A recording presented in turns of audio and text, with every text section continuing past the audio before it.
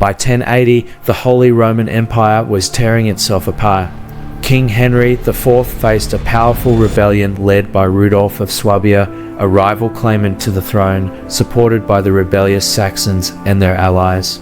This was not just a battle, it was a war for the German crown. Here, the ancestors of modern Germany fought amongst themselves in a brutal struggle for power. The year is 1080. The Holy Roman Empire is at war with the Saxon rebels. A kingdom fights for its future. For years, Henry IV had struggled to control his empire. The powerful Saxon nobility resisted imperial rule, refusing to submit to his centralized authority.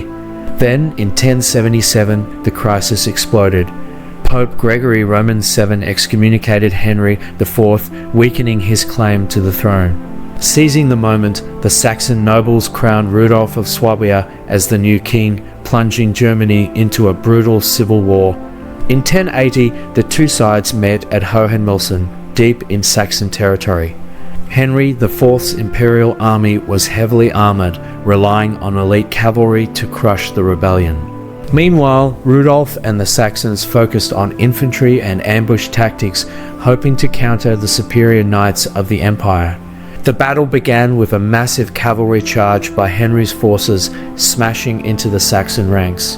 At first, the rebels held their ground, but the sheer power of the imperial knights began to break their formations. Then came the turning point. Rudolf of Swabia was struck down, suffering a fatal wound. As word of his injury spread, the Saxon forces began to retreat. By nightfall, Henry IV stood victorious. The battle was over. The Holy Roman Empire had won. But this wasn't just a victory, it was a decisive moment in German history. With Rudolf dead, the rebellion began to collapse, and Henry IV strengthened his grip on the empire. However, the war was far from over. The Saxons continued to resist, and Henry IV's struggle for absolute control lasted for years. But could the Saxons have won? Some historians suggest that if Rudolf had survived and coordinated better with his allies, the rebellion might have succeeded. If the rebels had struck first instead of waiting for Henry's attack, could they have changed history? Or was the imperial army simply too powerful to overcome? Like and subscribe for more historical breakdowns.